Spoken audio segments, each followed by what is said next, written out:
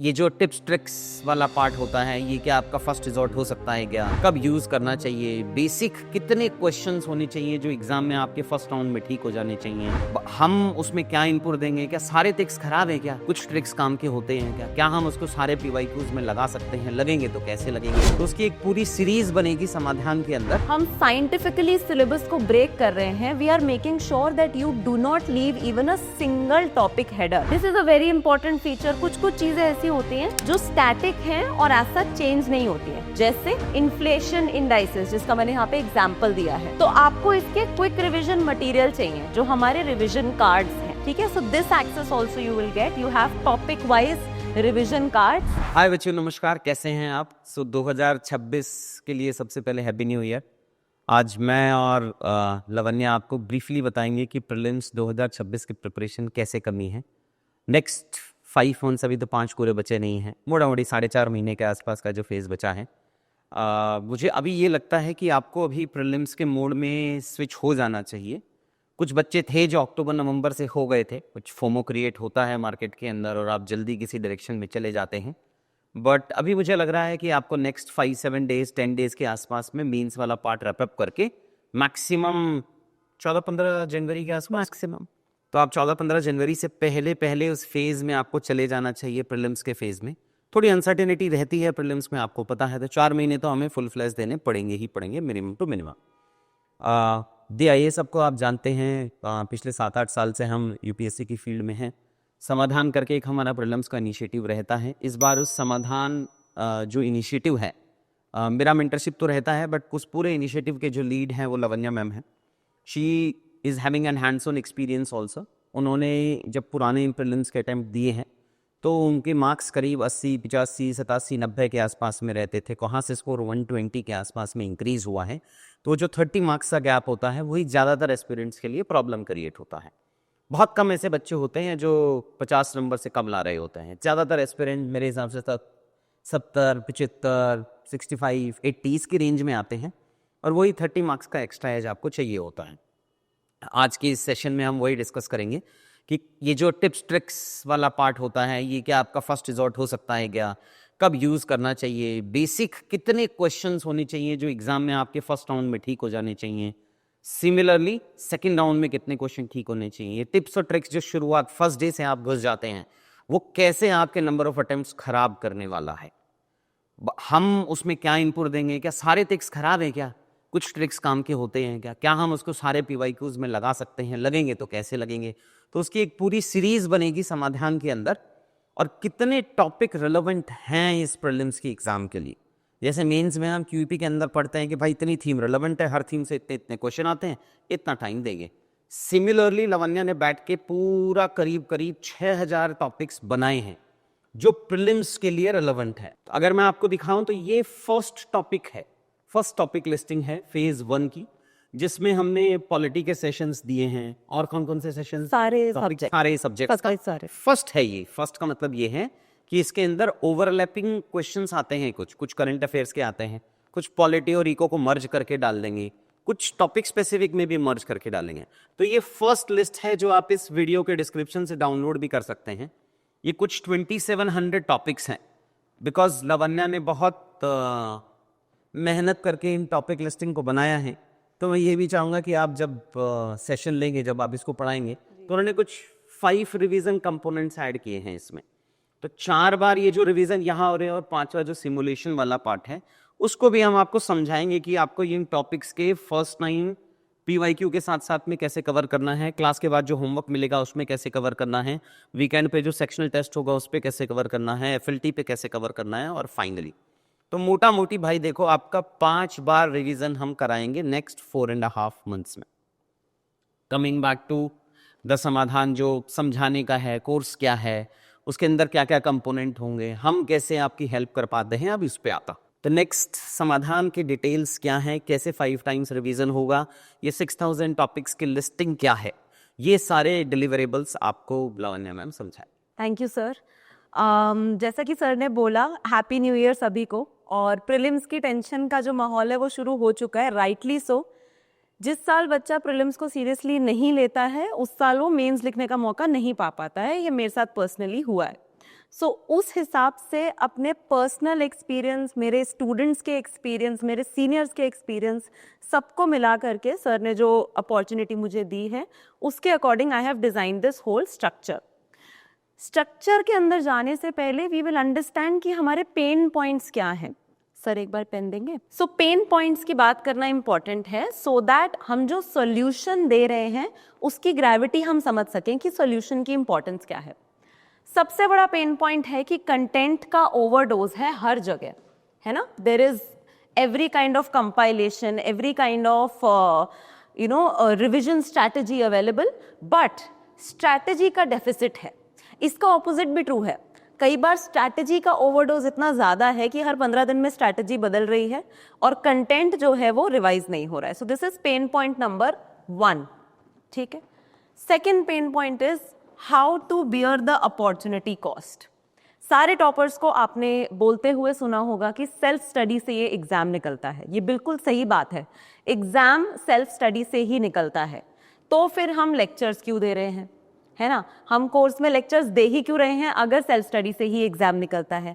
क्योंकि self study में कुछ रेपिटेटिव चीज़ें होती हैं which is primarily the memorisation, है ना। अगर मैं पॉलिटी की बात करूं तो जैसे आर्टिकल 19 है उसकी कुछ लिमिटेशंस हैं, है ना। किस किस बेसिस पे आर्टिकल 19 को लिमिट किया जा सकता है, वो जब आप अकेले करने बैठते हैं तो दिमाग जो है उतना एफर्ट नहीं डालता है, पर क्वेश्चंस उसमें से आ जाते हैं। सो कुछ चीज़ें आपको रटनी पड़ती हैं, कुछ चीज़ें आपको ओवरलैपिंग में समझनी पड़ती हैं, which is why lectures are there. But lectures में भी हमारा रिविजन होगा, I tell you how. And finally हमारी जो रिविजन है वो इंटरमिटेंट है। जैसे हम रिन्यूएबल एनर्जी सोर्सेज की बात करते हैं तो रिविजन चीज़ अच्छी है, जैसे रिन्यूएबल एनर्जी अच्छी चीज़ है, बट इंटरमिटेंट है। जब हमारा मन करता है हम रिवाइज करते हैं, जब नहीं करता तो हम रिवाइज नहीं करते हैं। This is the intermittence of revision which is not going to help, which is why we will be doing something called spaced revision. I will tell you how that will work. So ये pain points हमने समझ लिया। Now let's talk about कि समाधान में हम इसको कैसे रिजॉल्व कर रहे हैं। काफ़ी ज़्यादा साइंटिफिकली डिज़ाइंड ये अप्रोच है, so just be patient around it. If you are spending approximately 15 to 25 minutes on this video, I promise you it is not going to be a waste of your time. ठीक है। सबसे पहली चीज, your entire syllabus will be covered. So सबसे पहली चीज complete syllabus coverage. ये कैसे होगा and how am I saying कि कंप्लीट सिलेबस कवरेज है? When we mean complete syllabus coverage, we will be knowing something or the other about 80% of the paper के बारे में, है ना। 20% फिर भी बाउंसर्स आते हैं और वो ऑन द स्पॉट हमें वही टिप्स एंड ट्रिक्स के थ्रू सॉल्व करने होते हैं, but 80% of the paper you will be well in control of. How? Through the 6000 plus topics, ठीक है। Just I will give you one example कि कैसे ये 6000 वाला जो है डिजाइन किया गया है in a very scientific way. See generally क्या होता है, जनरली हिस्टोरिकल अंडरपिनिंग्स एक टॉपिक है बस, ठीक है। हिस्टोरिकल अंडरपिनिंग्स के अंडर बहुत सारे टॉपिक्स हैं, ठीक है। रेगुलेटिंग एक्ट, ये एक्ट, ये एक्ट। तो जब हम बोलते हैं कि हमने हिस्टोरिकल अंडरपिनिंग्स रिवाइज कर लिया है, इट मीन्स कि हमें ये एक एक टॉपिक रिवाइज करा होना चाहिए। और अब यूपीएससी का जो ध्यान है वो जा रहा है कुछ लेसर नोन एक्ट्स पे, जैसे हमारा अमेंडिंग एक्ट ऑफ 1781 और 86 हो गया, जिसने सुप्रीम कोर्ट और गवर्नर जनरल की पावर्स को स्पेसिफाई किया था। So when we are saying that हम साइंटिफिकली सिलेबस को ब्रेक कर रहे हैं, we are making sure that you do not leave even a single topic header. If you change the subject, subject कोई और देखते हैं। हाँ, let's talk about this, let's talk about ancient and medieval history. Ancient and medieval history में when we start, तो हम जो Indus valley civilisation है उसको हम एक टॉपिक लेकर के चलते हैं, है ना। बट उसमें भी बहुत सारे सब टॉपिक्स हैं। फॉर एग्जाम्पल हम यहाँ पे देखेंगे, जस्ट अ मिनट, ये पैलियोलिथिक एज है, इसमें भी हमने सब टॉपिक्स देखे हैं, बट अभी हम हड़प्पन, क्योंकि वो ज़्यादा पॉपुलर टॉपिक है तो उसके बारे में बात करते हैं। सो हड़प्पन में हम देखते हैं अर्ली हड़प्पन फेज। उसका जो है हरप्पन फेज के साथ डिफरेंस क्या था, लेटर हरप्पन फेज का क्या डिफरेंशिएशन था, ठीक है। सो ये अर्ली हरप्पन फेज एक अलग टॉपिक हो गया। फिर हरप्पन टाउन प्लानिंग, जिसमें से इस बार मेंस पर भी क्वेश्चन आया है ना, हर साल हर दूसरे साल प्रीलिम्स में भी क्वेश्चन आता है। तो within the Harappan civilisation this becomes a separate topic. Citadel structure, drainage system अलग से है ना, धोलावीरा पे अलग से क्वेश्चन आया था। So this is what I mean when I say it is a very scientifically made breaking of the whole syllabus and every topic is being revised 1, 2, 3, 4 and 5 times जो आपका सिमुलेटर में होगा। Now obviously हर topic का जो question है वो हर paper में cover नहीं होगा, बट इतनी बार कवर हो जाएगा that you will be revising it multiple times, ठीक है। और कैसे आपको इंश्योर करना है कि हर टॉपिक आप multiple times at least 5 times revise करो, that also I will share, ठीक है। So this is the talk about the scientifically proven and scientifically designed syllabus coverage, ठीक है। उसके बाद 6000 ग्रैन्युलर टॉपिक्स। अब ये टॉपिक्स कवर कैसे होंगे? सबसे important, there will be 65 plus specialised classes and these classes will not be in one sided conversation format. जैसे मैं अभी आपसे बात कर रही हूं उस फॉर्मेट में ये क्लास नहीं होगी, ये क्लास होगी क्वेश्चन आंसर फॉर्मेट में। It will be in question answer format and it will be a very interactive class, जिसको कि हैंडल करने के लिए, जिसको कि अंडरस्टैंड करने के लिए आपके पास एक लाइव ट्रैकर होगा। I will tell you all कि कैसे होगा, वो ज्यादा कॉम्प्लिकेट नहीं करेंगे अभी, ठीक है। But through 65 plus specialized classes followed by daily test and then by weekly test, then by the FLT of that particular subject and of course the final simulator, ठीक। So जैसे मेंस में हमारी methodology रहती है, the more you practice the better you become, same thing with prelims also, but focus has to be on PYQs. Now these classes will be through MCQ based format. इस MCQ based format में क्या होगा ना कि जो MCQ format classes हैं, I will show you one question on the board, ठीक है। The question is shown to you on the board. उसके बाद I will give you 30 seconds का टाइमर, ठीक है। 30 seconds का टाइमर लाइव क्लास में चलेगा, ठीक।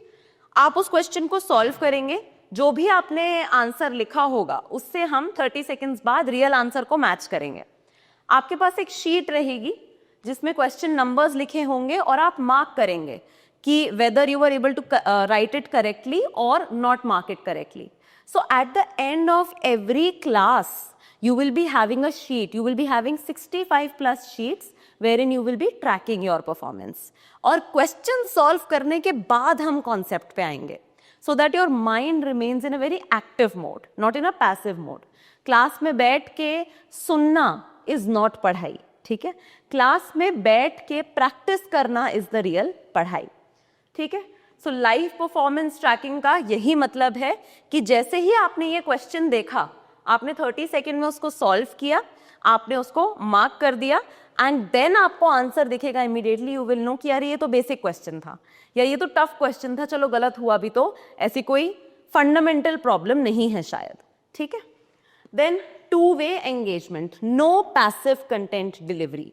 सो क्लास में जब आओगे तो there will be times when you will be very tired also because it will be a very interactive class. But trust me, with my own prelims experience I can tell you, the more you fail and the more you struggle in practice, the less you have to struggle in the real exam। तुम जिस भी चीज से भागोगे, चाहे वो GS हो, चाहे वो CSAT हो, ठीक है, it will come back to bite you in the main exam hall, ठीक।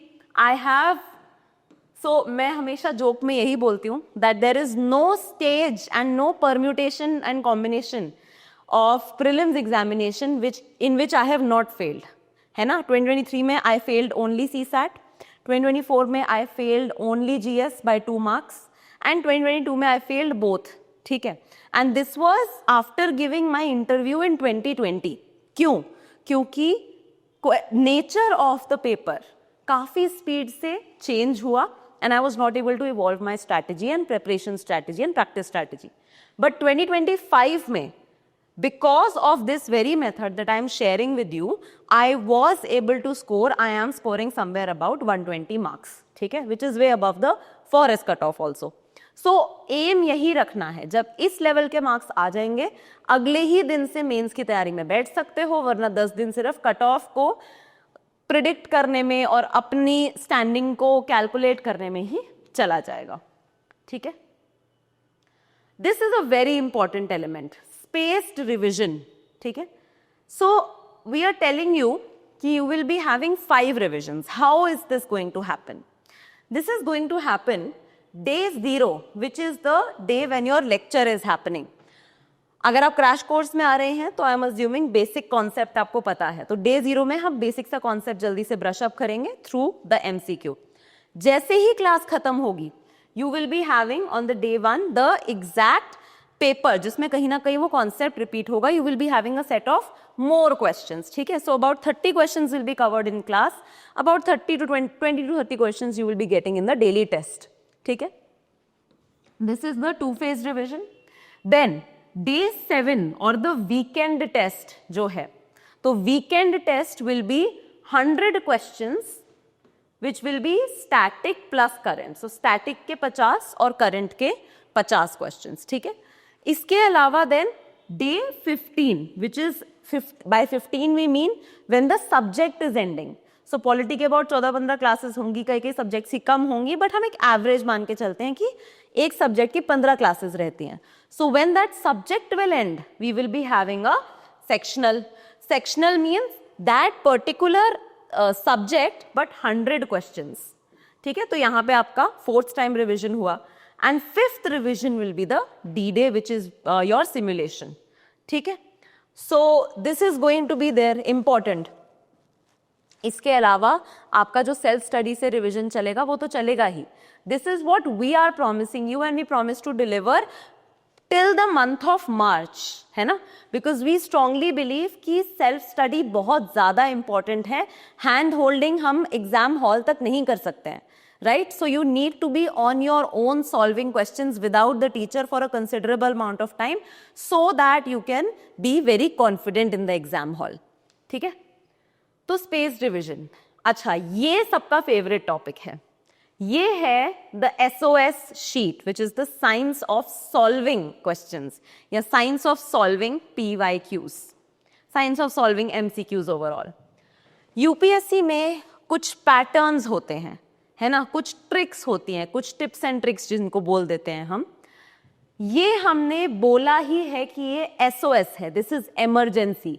This you will have to use, but you will use only in the last 10 to 20 questions, इससे ज़्यादा नहीं, ठीक है.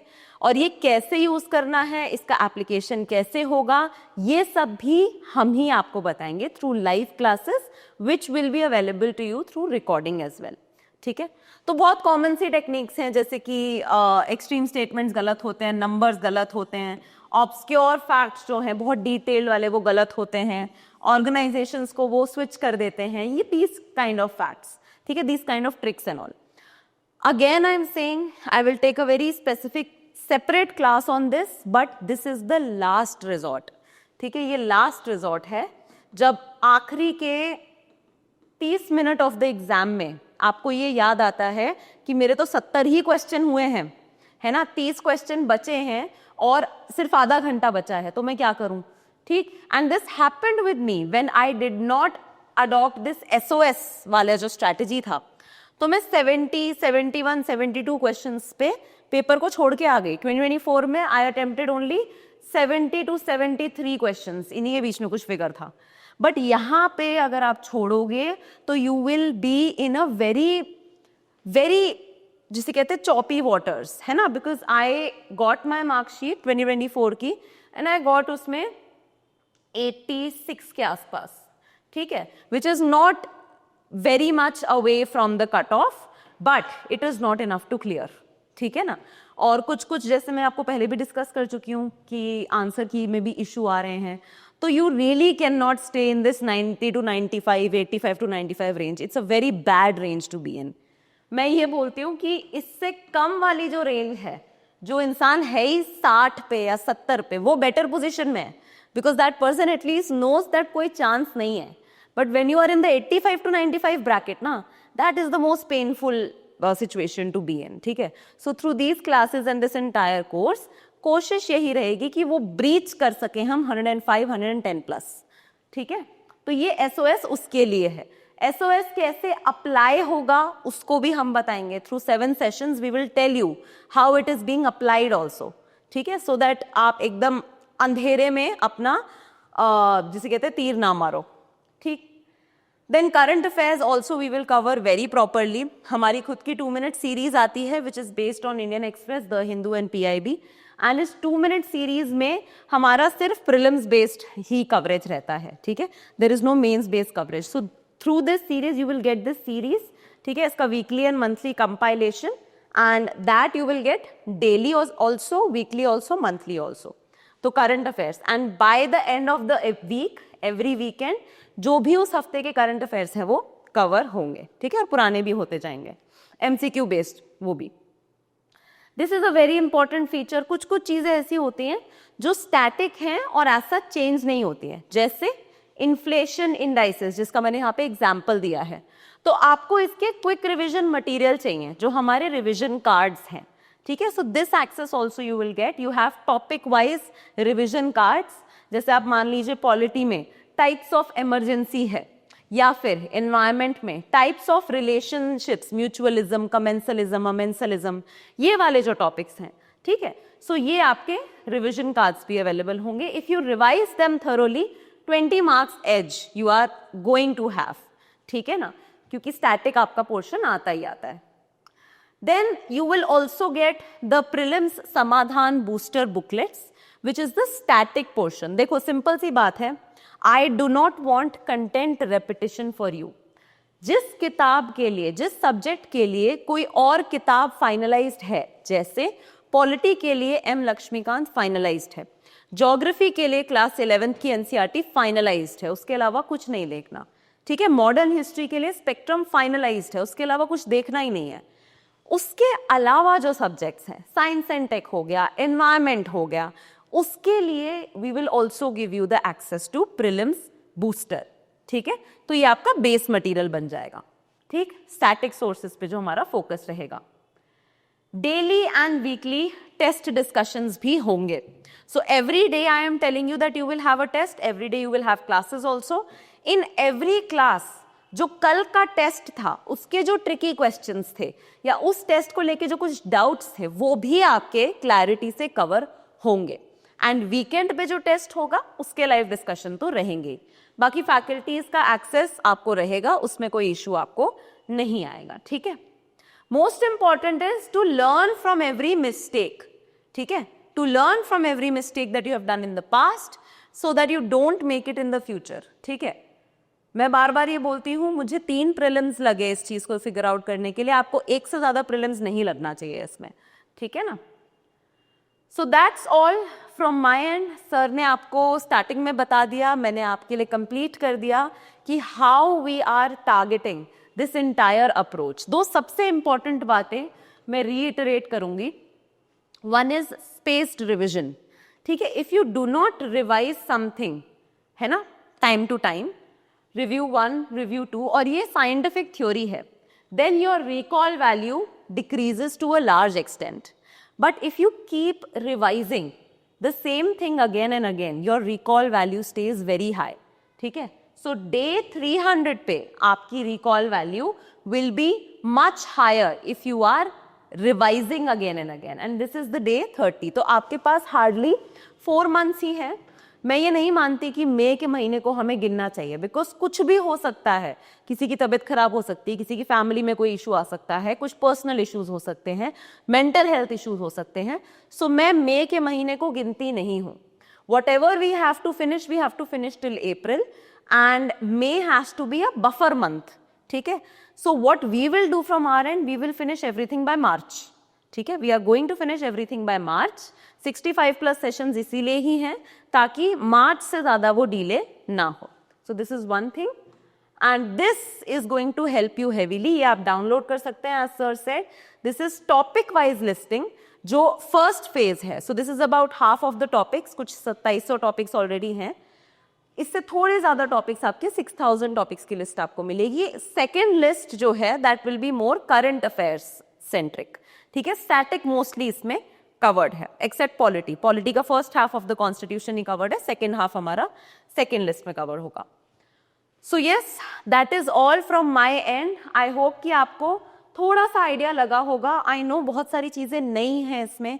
स्पेस डिविजन हो गया, SOS हो गया, PYQ based question based classes हो गई है ना. ये बहुत सारे नए कॉन्सेप्ट्स हैं, तो बैठ के इसको अब्जॉर्ब करो कि ये एग्जैक्टली मैंने बोला क्या है. चाहो तो दोबारा देखो, go through this whole list and then decide on how you want to proceed in your prelims. ठीक है, अपना पर्सनल एक्सपीरियंस मैं वैसे ही आपके साथ शेयर कर चुकी हूँ. सो this is personally the strategy that I have also followed. Of course I did not follow the strategy of giving classes, but wherever I needed to revise, I revised multiple times. ठीक है, and this time I'm giving the classes that helped me to clear the prelims 2025.